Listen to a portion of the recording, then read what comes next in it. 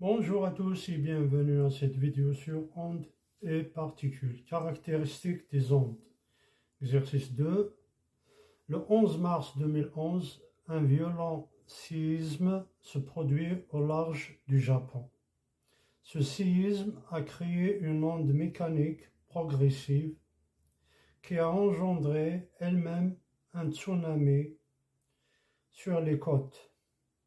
En haute mer, la célérité moyenne V de l'onde était de 220 mètres par seconde. Question 1.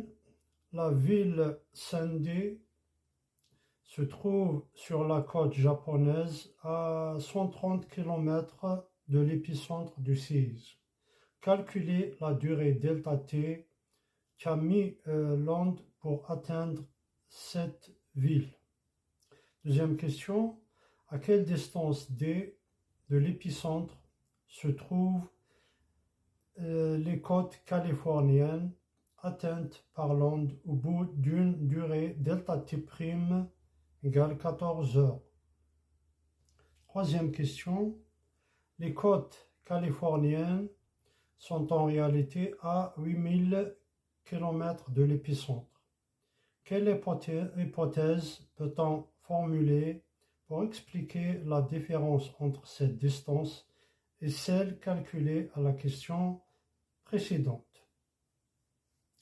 Alors donc pour la question 1, l'onde a parcouru une distance de 130 km en une durée ΔT à une vitesse supposée constante de 220 mètres par seconde. Donc là il s'agit de l'onde à la surface de l'eau et non de l'onde sismique qui est une onde mécanique qui se propage dans la croûte terrestre.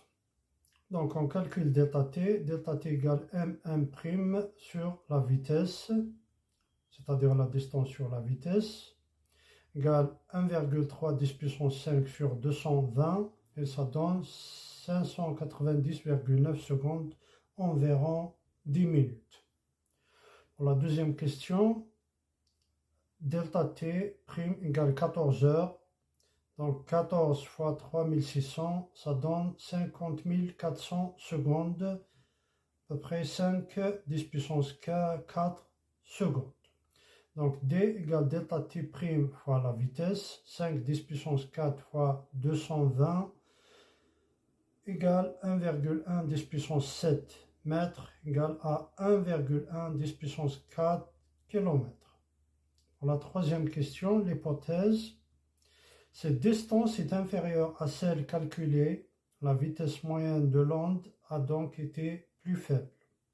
Cet écart est dû au fait que la célérité ou bien la vitesse de l'onde dépend de la profondeur de l'eau et n'est pas constante. Voilà, je vous remercie.